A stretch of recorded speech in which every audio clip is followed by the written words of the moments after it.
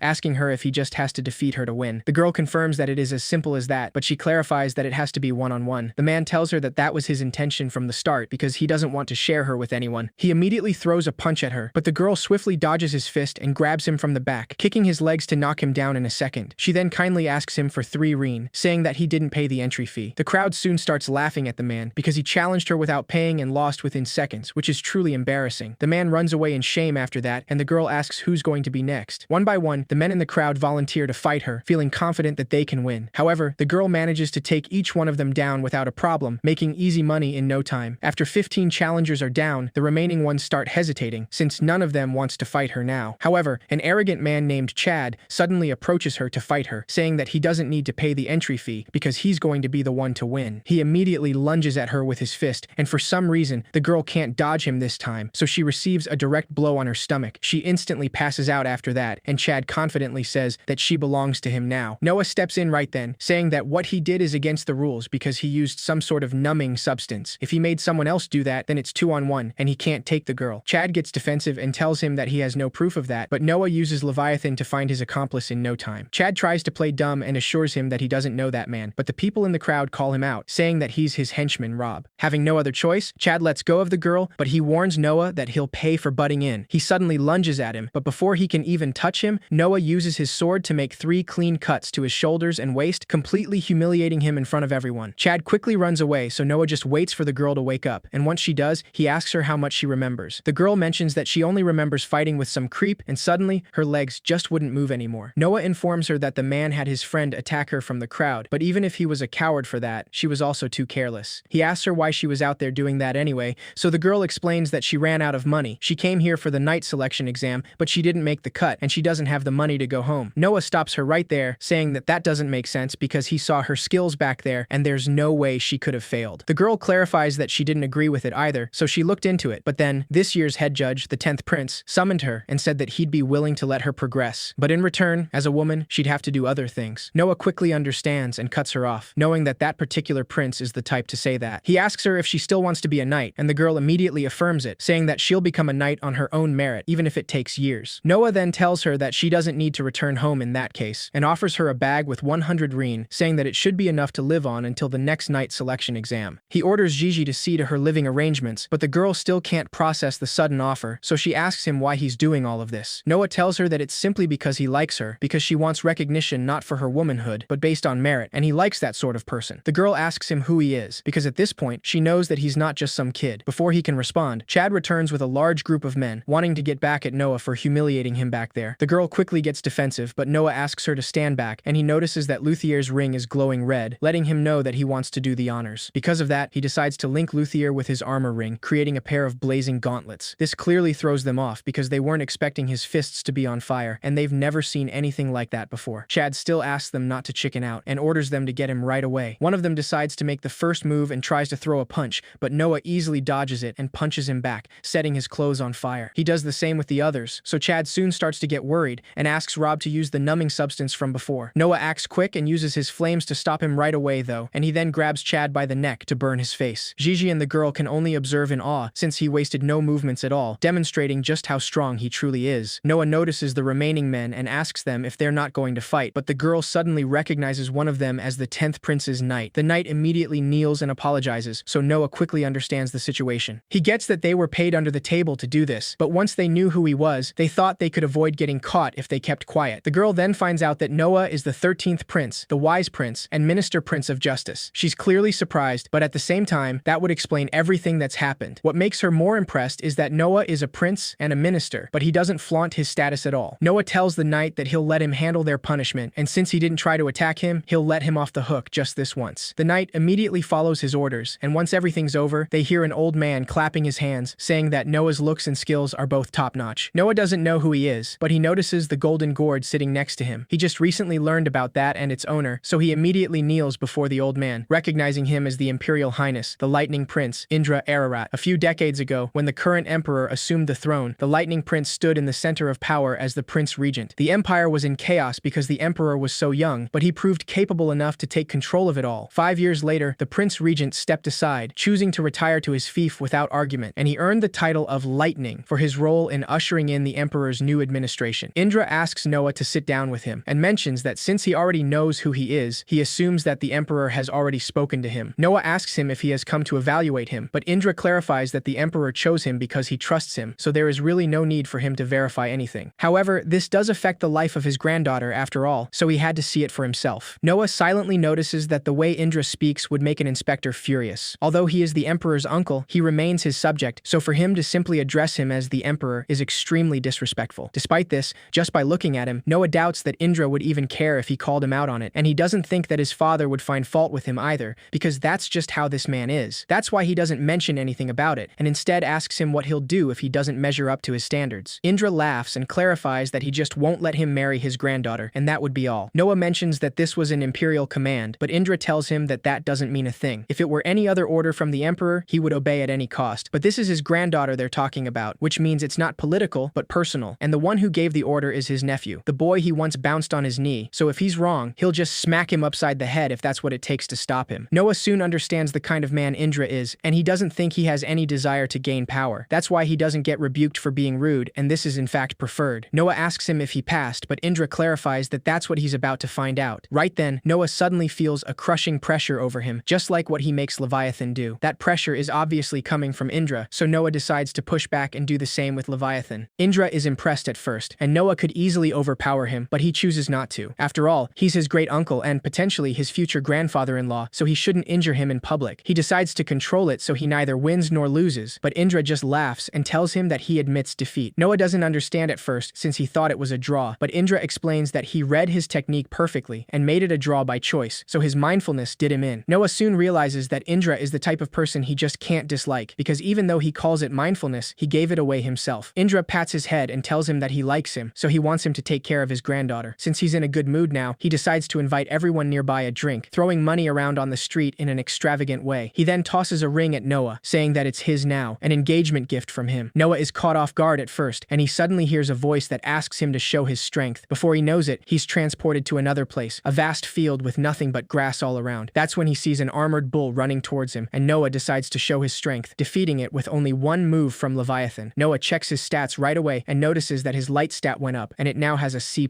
The bull then introduces itself as Behemoth and tells him that it surrenders to him. When Noah returns to reality, Indra informs him that Behemoth's power pairs with his. Without a second thought, Noah puts the ring on one of his fingers and grabs the jar on the table, turning it into gold in a matter of seconds. The liquid in the jar also turns into gold, and Indra is gladly impressed, saying that even he couldn't win Behemoth over, but he did it in a heartbeat. Noah decides to show him the figure of the bull and explains that he can learn powers and abilities by making it battle. Indra doesn't understand at first, so Noah summons the magic sword of water, Leviathan, Luthier, the ring of flame, and the painting of wind, Huwawa. With Behemoth, the ring of earth, the four elements are all assembled after thousands of years, and Noah has no idea that he's about to have a wondrous experience that could only be called a miracle.